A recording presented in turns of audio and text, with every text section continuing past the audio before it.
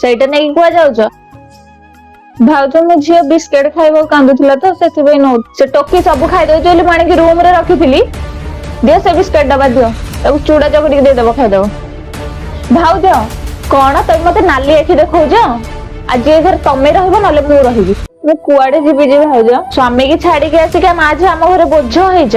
ଖଟ ଖାଇ ଖଟୁଲି ଖାଇଦବ। ଆଜି ଯାହାହେଲେ ଗୋଟେ ଫଇସଲା ହବ। ଭାଉଜ ଏମିତି କଣ କହୁଛ? ତମର କଣ ମୋ ଉପରେ ଟିକେ ଦୟା ଆସୁନି? ସେ ତ ମତେ ମଦ ପିଇକି ବାଡେଇଲେ ବୋଲି ମୁଁ ଏଇଠିକି ଆସିଛି। ସେ କଥାଟା ମତେ ଶୁଣାଉନି, ମତେ ଶୁଣିବାକୁ ଭଲ ଲାଗୁନି। ଆଉ କିଛି ହେଇପାରିବନି। ଏ ଘରେ ତମେ ରହିବ ନହେଲେ ମୁଁ ରହିବି। ତମେ ଯିବନି ଟି? ମୁଁ ଯିବି। ମୋ ଭାଇକୁ ଫୋନ କଲେ ସେ ଆସିକି ସାଙ୍ଗେ ସାଙ୍ଗେ ମତେ ନେଇକି ଯିବ। ନା ଭାଉଜ ସେମିତି କିଛି କରନି।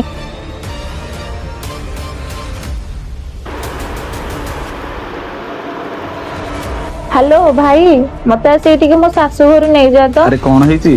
ତୁ ସଡନ ଆସିବୁ ବୋଲି କଣ କହୁଛୁ?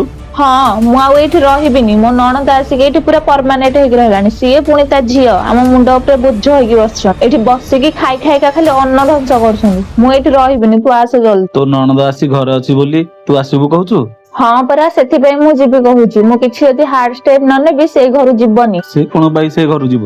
ସେଇଟା ବି ତା ଘର ନା। ହଁ ଏଇଟା ତା ଘର ଥିଲା, କିନ୍ତୁ ଏବେ ନାଇଁ। ଗୋଟେ ଝିଅ ବାହା ହେଇ ସାରିଲା ପରେ ତା ବାପା ଘର ଉପରେ କୌଣସି ଅଧିକାର ନଥାଏ ତାର। ତାହେଲେ ତୁ କୋଉ ଅଧିକାରରେ ଏଠିକି ଆସିବୁ ବୋଲି କହୁଛୁ? ତୁ ଆଜି ରାଗରେ ଆସିବୁ, କାଲି ଯଦି ତୋ ଶାଶୁଘର ରାଗରେ ନେବେନି, ତୁ କଣ ଏଠି ଆମ ମୁଣ୍ଡ ଉପରେ ବୋଝ ହବୁ? ଭାଇ ତୁ ମତେ ଏମିତି କଣ କହୁଛୁ? ତୁ ଆଜି ତୋ ନଣନ୍ଦକୁ ଯେମିତି ବ୍ୟବହାର କରୁଛୁ, କାଲି ସକାଳେ ତୋ ଭାଉଜ ବି ତୋ ସହିତ ସେମିତି ବ୍ୟବହାର କରିବ ନା। ସରି ଭାଇ, ମୋର ଭୁଲ ହେଇଯାଇଛି। ଶୁଣ, ଗୋଟେ ଝିଅର ବାପଘର ହିଁ ସାହାରା। ତା ଅସୁବିଧାରେ ତା ଭାଇ ଭାଉଜ ଯଦି ଷ୍ଟାଣ୍ଡ ନ ନେବେ ତାହେଲେ କିଏ ଆଉ ନବ? ହଁ ତୁ ଠିକ କହିଛୁ। ଯା, ତୋ ନଣନ୍ଦକୁ ଭଉଣୀ ଭଳି ଦେଖ, ତା ଲୁହ ପୋଛି ତାକୁ ଖୁସି ଦେ। ହଉ ହଉ, ମୁଁ ରଖୁଛି।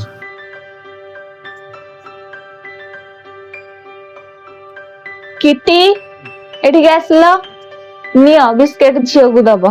ଥାଉ ମୁଁ ଯାଇକି ଦେବି। ଏଥିରେ ବି ବିସ୍କେଟ ନାହିଁ, ମୁଁ ନୂଆ ଗୋଟେ ଖୋଲିକି ନେଇକି ଝିଅକୁ ଦେବି। ଆଉ ସରି ମୋ ବିହେଭିୟର ପାଇଁ।